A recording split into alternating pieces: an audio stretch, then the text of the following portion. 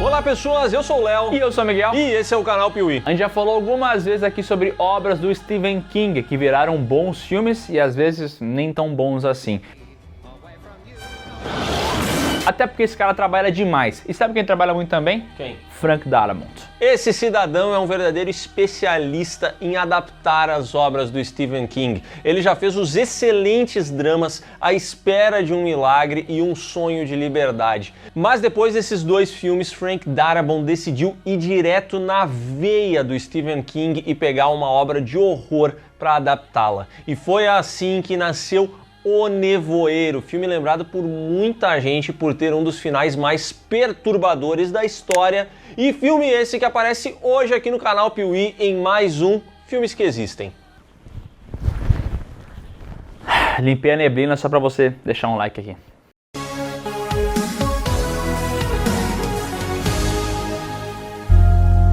Vamos falar hoje sobre O Nevoeiro, um filme que eu já vou adiantar, eu gosto bastante, mas que poderia ser muito, mas muito melhor se eles tivessem corrigido um pequeno problema, né, Léo? Qual é o problema? Exatamente, e esse probleminha são os efeitos especiais. Cada vez mais os efeitos, o famoso CGI, entendeu? Especificamente aquele que é feito em computação, está se tornando um dos pilares das principais produções de Hollywood. E não só produções de Hollywood, Léo, tá? Porque às vezes você tá ali trabalhando, fazendo um vídeo pro YouTube, fazendo alguma parada online, e se você tem uma qualidade muito boa nos efeitos especiais, você vai conseguir chamar atenção. É verdade. Mas para isso é preciso saber fazer bem feito. E para saber fazer bem feito, você precisa conhecer a Alura, a maior escola online de tecnologia do Brasil. E você já deve conhecer a Alura pelos cursos de programação, mas saiba que existem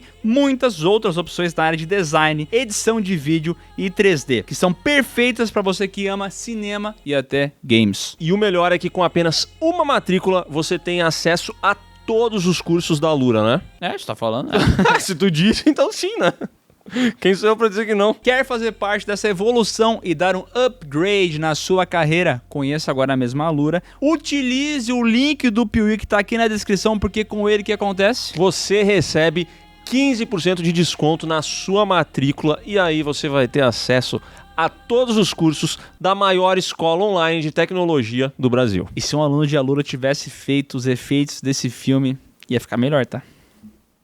Nós já falamos aqui, mas não custa repetir. A primeira experiência do Frank Darabont dirigindo uma parada foi um curta que ele fez baseado numa obra do Stephen King. Ou seja, esse cara é muito fã do escritor. E na verdade ele é fã desde a adolescência. Até porque esse conto do Nevoeiro, que chamou a atenção dele, ele teve contato lá em 1980, antes mesmo dele dirigir qualquer coisa. E por muito pouco, O Nevoeiro não foi o filme de estreia do Frank Darabont nos cinemas, que acabou sendo aí Um Sonho de Liberdade. Logo depois de um tempo, o diretor fez A Espera de um Milagre. E esses dois filmes foram aclamados pela crítica, são lembrados pelo público até hoje, fizeram muito sucesso. E depois deles, o Frank Darabont estava com vontade de adaptar alguma coisa mais visceral, que pegasse um pouco mais dessa veia de horror do Stephen King. E foi aí que ele se lembrou do seu tão adorado O Nevoeiro. E o que fascinava o Frank Darabont nessa história, que na verdade era justamente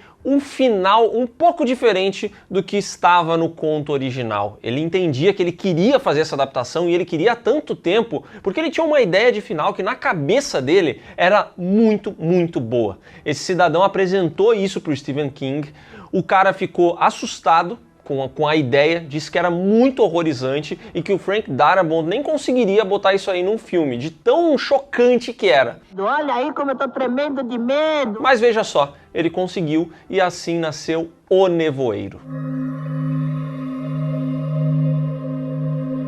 Lançado em 2007 com roteiro e direção de Frank Darabont, O Nevoeiro nos apresenta o personagem David Drayton, que é um artista que faz pôster de filme. Ele está na sua casa, vivendo tranquilamente, até que o tempo começa a fechar dá um puta temporal e acaba quebrando a janela da casa dele, quebrando o carro do vizinho, é um caos.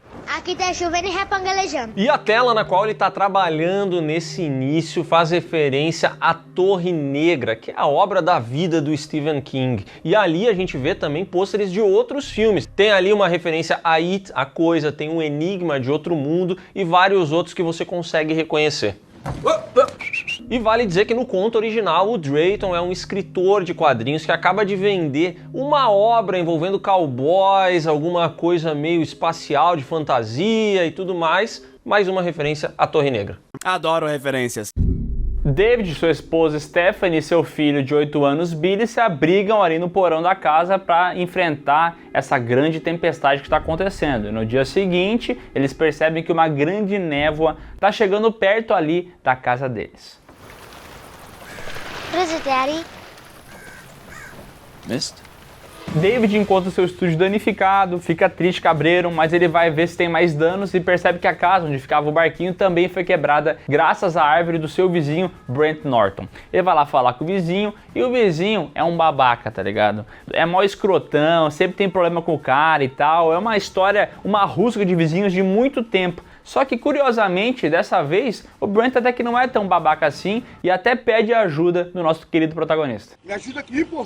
É então que David Drayton, seu filho Billy e o Brent Norton vão até a cidade para comprar suprimentos, porque eles não sabem como é que vão ser os próximos dias, etc. Então eles se juntam, vão no carro do David até lá, passam por alguns caminhões do exército no caminho, tem uma base militar muito próxima ali da casa deles e tudo mais, e acabam chegando até o mercado. Quando eles entram no local, já sabe, né? Todo mundo com o carrinho cheio de papel higiênico, morrendo de medo de morrer com o cu sujo. É um medo da humanidade, não sabe como é que vai ser e tal. E eles estão naquele caos ali, mas beleza, tá tudo controlado. Até que...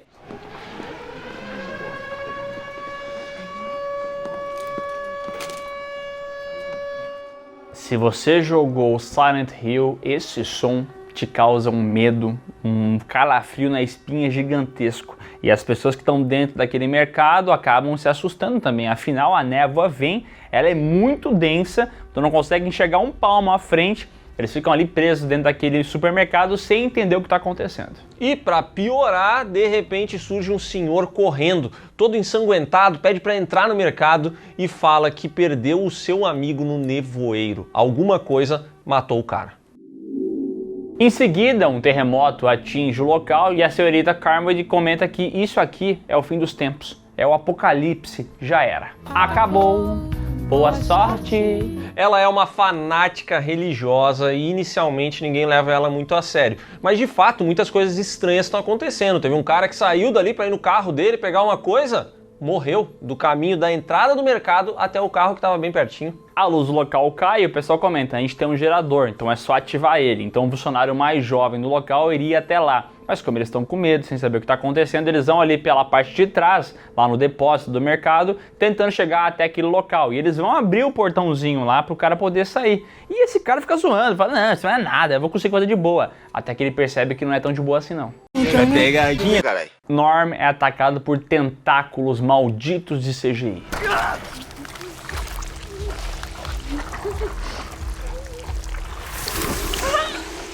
E o David, que tentou avisar para não fazerem isso, fica pistola ali, tá? Inclusive ele bate nos caras. E corta um tentáculo fora. E agora ele tem a prova de que tem alguma criatura bizarra do lado de fora.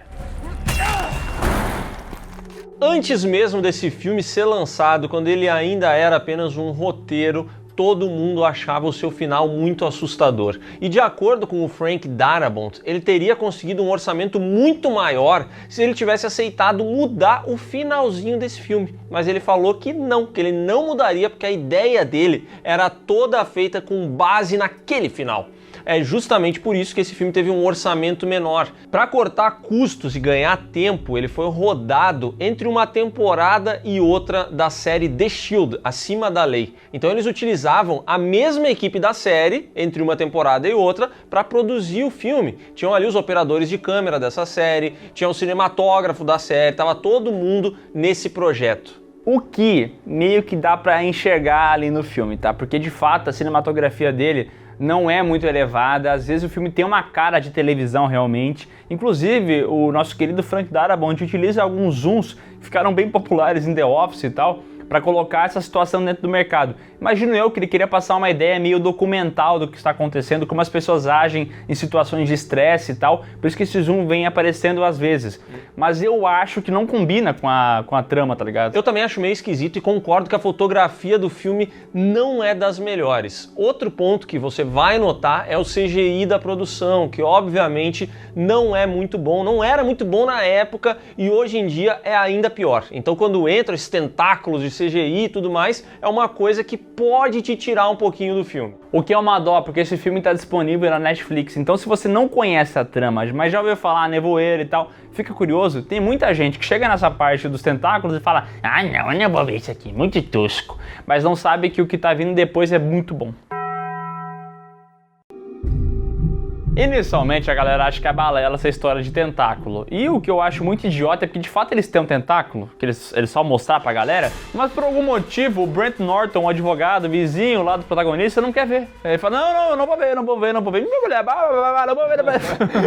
Mas, se ele não quer ver, o gerente do mercado, o Wally, vai até lá, enxerga a parada e percebe que realmente tem algo de errado acontecendo. Então ele já diz pra todo mundo: ó, vamos fazer uma barricada aqui na entrada do mercado, porque é tudo de vidro. Então é muito perigoso de alguma criatura invadir o local. E enquanto isso, o David começa a formar um grupo ali, que tem ele, o gerente, o Wally, tem a Amanda, que acaba cuidando do filho dele em alguns momentos, uma senhora chamada Irene e o velho Dan, que é o cara que chegou todo ensanguentado lá no início do filme. E também é um baita ilustrador, né? Sou eu. Conforme o tempo passa, as pessoas ficam dentro do mercado, começam a ficar meio putas porque não conseguem sair dali e tal. E sabe como é que é, né? Cabeça vazia, oficina do diabo. E aí a Carmody começa a falar: isso aqui é o apocalipse, já era. Acabou, eu li tudo na Bíblia, vocês estão condenados. E aí a Amanda fala: ô, eu acho que não é uma boa você ficar colocando medo na cabeça das pessoas e tal. E aí essa senhora chama a Amanda de vagabunda do nada, de graça. Se eu precisar de uma amiga como você, eu ficarei de cócoras e defecarei uma.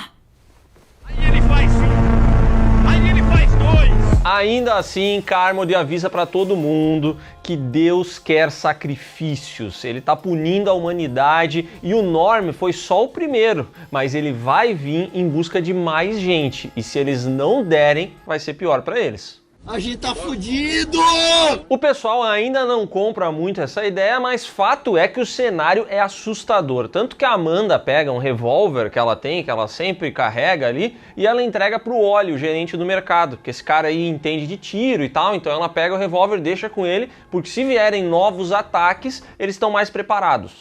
You think I'm fat, huh? Fat man got a gun, bitch. A galera pensa: a gente tem que se armar mais ainda. E tem armas no carro de um outro brother. Só que o carro tá do lado de fora, obviamente. Então como é que vão chegar até lá? Porque é perigoso passar pela névoa. Aí o motoqueiro machão fala: deixa que eu vou, tá ligado? Eu vou lá. Eles amarram uma cordinha na cintura dele e ele vai. Só que quem quer ir também? O Brent Norton, que é o descrente do rolê. Ele fala: não tem nada aí, tá acontecendo nada. Eu vou lá sozinho, tô nem aí pra vocês. Ele pega mais um grupinho de pessoas e sai. Então sai o motoqueiro e Brent Norton. E eles ficam lá segurando a cordinha do nosso querido motoqueiro. Só que daqui a pouco, essa cordinha vai pra frente, porque alguma coisa puxou o motoqueiro.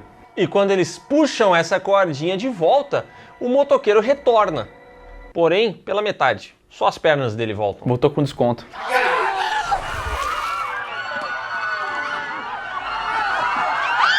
Mas tudo que é ruim pode piorar. A noite chega e alguns insetos gigantes começam a pousar nos vidros do mercado. E aí o pessoal já fica assustado. Só que de repente essa situação acaba escalonando ainda mais porque umas criaturas que parecem pterodáctilos chegam ali, começam a comer esses insetos, quebram o vidro e entram no mercado. E aí elas começam a tentar matar essas pessoas, acabam até picando uma das caixas do mercado, ela começa a inchar e vai falecer, e a galera precisa tirar essas criaturas lá de dentro. Então eles começam a mexer com fogo, com várias outras coisas, inclusive um dos caras acaba se queimando bem feio. Mas eles conseguem afastar os monstros.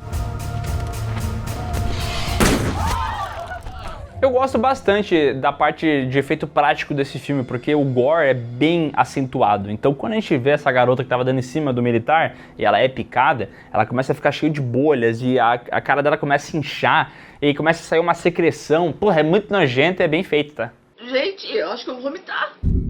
A noite passa e aqui acontece um grande ponto de virada, porque a Carmody tinha falado, as criaturas vão vir à noite para pegar mais gente, e elas de fato vieram. Então a Carmody começa a conseguir convencer algumas pessoas ali de que ela realmente é uma mensageira de Deus e eles precisam seguir o que ela tá falando.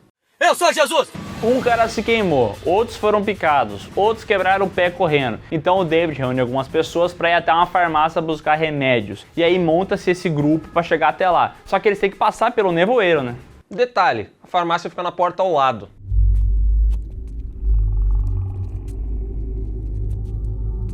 Só que chegando lá, eles encontram várias pessoas servindo como incubadoras para espécies de aranhas gigantes. E ali começa uma grande batalha, porque essas aranhas atacam eles, aí elas têm uma espécie de teia ácida. Então, Alien.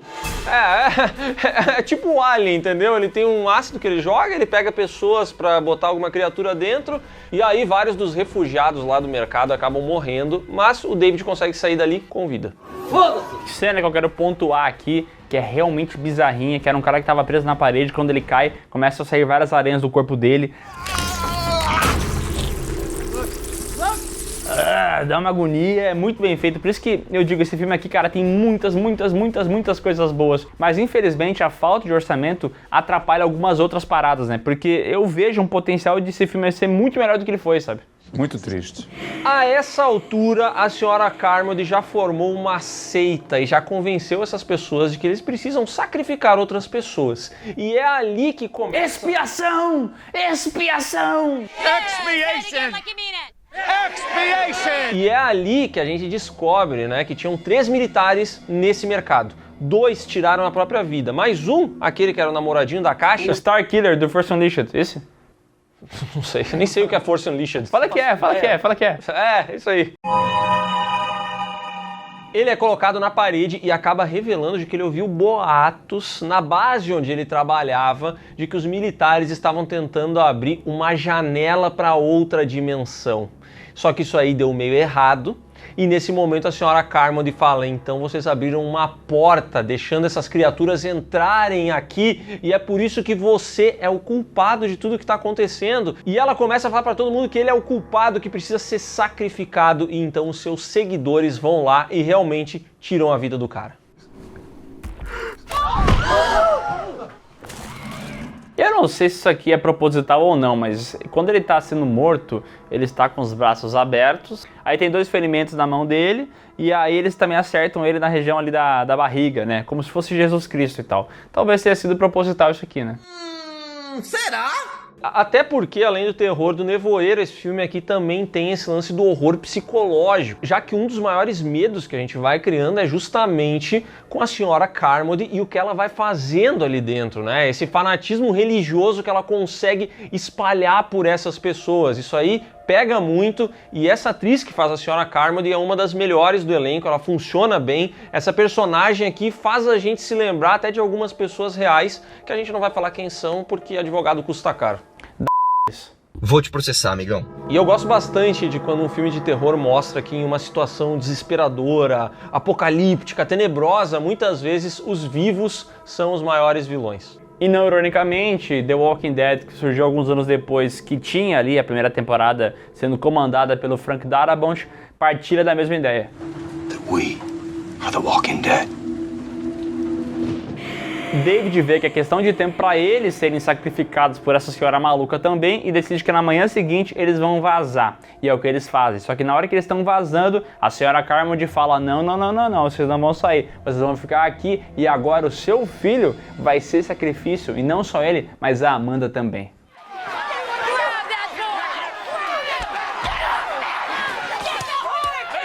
Nesse momento, o caos é instaurado e só para quando o Wally, o gerente do mercado, pega o revólver e mete pipoco no coco dessa véia. Ai! E veja só, ela também morre assim, ó, de braços abertos no chão. O grupo de David então sai correndo dali para ir pegar o carro dele e ir embora. Só que o caminho entre a porta do mercado e até o carro faz com que vários deles morram, inclusive o Wally, que deixa o revólver dele cair. O David então pensa assim, cara, eu vou arriscar minha vida, mas eu vou pegar esse revólver. Ele pega, entra no carro e consegue sair ali com o seu grupo, né? Tem a Amanda, o velho Dan, a dona Irene e o seu filho Billy. Eles estão em 5 pessoas. Aliás, a dona Irene tem um momento muito legal que a gente esqueceu de falar, mas é quando ela tá muito braba com a senhora religiosa lá e joga uma lata na cabeça dela. MVP do game, né? Brasil! Momento de revolta gostoso, porque esse filme aqui realmente consegue fazer a gente detestar a senhora Carmody. Méritos do filme. Voltando até o veículo, o plano na verdade é bem imbecil, né? Eles não sabem o que fazer, então eles falam, vamos dirigir até a gasolina acabar para ver o que a gente consegue encontrar. Eles vão andando e só tem nevoeiro. E aí bate a curiosidade no protagonista de saber como é que ficou a esposa dele, né? Então ele vai até a casa lá onde ele morava, a esposa dele tá lá do lado de fora morta, mas eles não saem do carro porque é muito perigoso. Então eles seguem a viagem e continuam andando. E eles seguem a viagem ao som do tema da Mulher Maravilha do Snyder Cut. Vale a pena falar que esse filme aqui é de 2007. Alguns anos antes tinha tido o lançamento de Gladiador, que instalou na cabeça da galera que é muito bom. Então a gente escuta isso durante um bom tempo.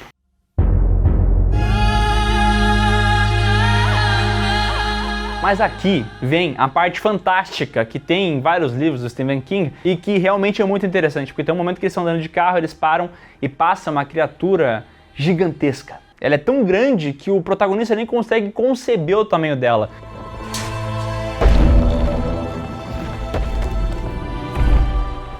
É até um conceito meio Lovecraftiano sobre o medo do desconhecido, o medo de uma coisa que tu não consegue conceber aos olhos humanos. Então é muito legal esse conceito. E aí, depois de tanto andar e a gasolina acabar, eles percebem que não tem mais para onde ir e se sair do carro, eles vão ser devorados por criaturas absurdas, né? E não vai ser uma morte legal, não. Os adultos então trocam alguns olhares e decidem que a melhor maneira de acabar com aquilo ali é a forma mais rápida, que é utilizando aquele revólver. Só tem um problema, eles estão em 5 pessoas e só tem 4 balas. Mas aí o David diz assim, bom, ó, eu vou libertar vocês e depois eu dou um jeito. Então a câmera sai de dentro do carro, a gente só vê de fora os 4 disparos acontecendo e imediatamente corta para o David gritando.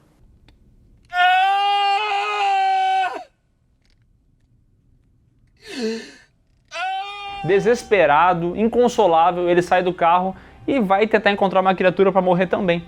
Só que quando ele faz isso, ele percebe que o nevoeiro começa a se dissipar. Daqui a pouco ele olha no horizonte e vê que caminhões militares, tanques militares estão chegando.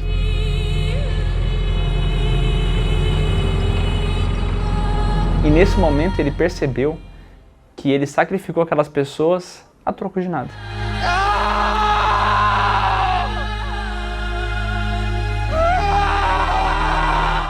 David então fica de joelhos e começa a gritar, eles estão todos mortos.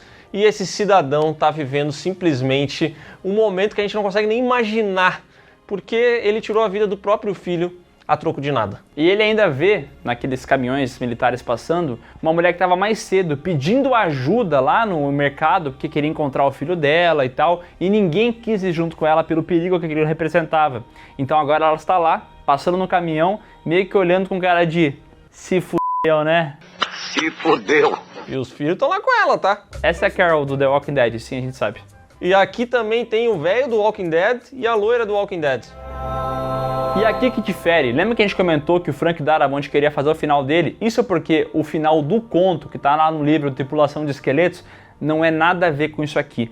Na história original o pessoal sai de carro e o David acaba ouvindo na rádio o nome de uma cidade onde supostamente alguns sobreviventes estão e onde as coisas aparentemente estão melhores. Então ele é um final muito mais otimista que mostra esses sobreviventes indo a caminho de um lugar seguro. Esse final alternativo do filme que eu falei mostra eles andando ali de carro e daqui a pouco dando um zoom out mostrando que o mundo inteiro está tomado pela neblina. É um final triste, trágico também, mas que é uma parada um pouco diferente, né? Ele atinge a parada mais globalmente e não a história que a gente estava acompanhando, porque esse final do filme ele é cruel. Ele é cínico, entendeu? Porque tinha aquela personagem, a Carmody, falando sobre sacrifício o tempo inteiro. Temos que matar teu filho pra esse negócio parar e tal. E a gente achava de fato que era só balela, ela não sabia de nada. E aí, quando isso acontece no final, dele matar o filho e daí o bagulho se dissipar, tu começa a ficar pensando assim, pô, será que tinha algum tipo de conexão? É muito legal que o filme deixa isso em aberto. Se você vai pesquisar um pouco mais sobre a produção dele, a tendência é você acreditar que não tem nenhum tipo de relação, porque no roteiro, inicialmente, estavam previstas muito mais cenas envolvendo os militares. Então nós veríamos essa abertura do portal, a gente teria mais os militares como os vilões disso, e depois teríamos também as cenas deles matando as criaturas, controlando tudo isso, entendeu? Isso acabou caindo fora do filme final, mas a ideia do Frank Darabont, assim como dá a entender no conto, é que realmente foram os militares que causaram tudo isso e não que isso seja uma punição divina à humanidade. Mas é isso que faz esse final ser muito bom, porque ele abre várias interpretações e ele não dá um ponto final em nada. Ainda bem que deletaram essa cena mostrando os militares abrindo um portal, né? Graças a Deus! E assim a gente teve esse final maravilhoso que eu tenho certeza que se você assistiu esse filme você nunca se esqueceu. Mesmo que você esteja mexendo no celular, esse final é tão bom e ele é uma cereja no bolo tão maravilhosa que faz todo sentido o Frank Darabont ter lutado por ele. Porque sem esse final, esse filme não seria o filme que ele é, entendeu? O que faz ele ser tão mágico e tão especial é essa cena final, é o sofrimento do David, é ver o que ele fez a troco de nada. Cara, esse final aqui é obra-prima, bom demais. O Nevoeiro custou 18 milhões e faturou 57. Foi relativamente bem nas críticas também, teve vários elogios pela criação de mundo, pela criação da tensão, de ficar preso no local e tal, mas realmente alguns comentários falam sobre a parte da produção, que daí é verdade, né? Realmente é um filme que parece mais barato, porque de fato ele é barato. E isso aqui pra mim é uma mácula tão triste na história, porque esse filme ele tinha o potencial de ser um baita filme top aqui do canal Piuí. Esse filme aqui, ele tinha tudo pra ser assim, olha, cara, inacreditavelmente maravilhoso, se não fosse o valor de produção, que é o que tira o brilho de várias coisas dele. E aí, assim, automaticamente você pensa, por exemplo, no CGI, mas o monstro não me incomoda tanto. E de fato, ele não vai te incomodar tanto. Mas tem um outro ponto do filme que a gente nem mencionou, que são os atores, que é o elenco desse filme. Se você trocasse esse grupo principal do David por atores melhores, você teria um filme ainda melhor, muito melhor. Até porque o Thomas Jane, meu amigo, não é um ótimo ator. Ele tá longe disso, ele não é nem um bom ator na minha concepção, ele tá mais pra medíocre, então tem várias cenas que ele é pra chorar, que ele é pra entregar, mas não sai nada dali. Inclusive nesse momento que ele grita no carro e tal, é até um pouco cômico, né?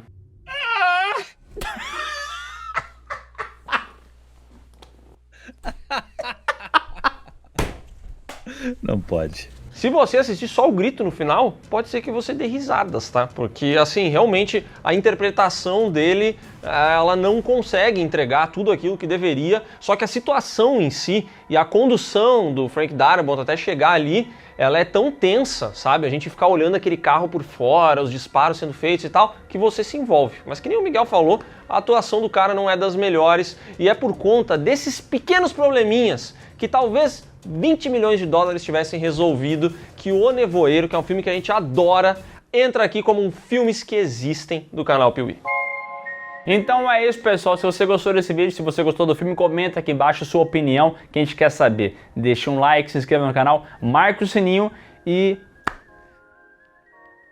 Amém. Não se esqueça de conferir os links que estão aqui na descrição e que vão levar você para as nossas redes sociais, para as lives do Miguel e para o PiuíCast, o podcast do canal Piuí.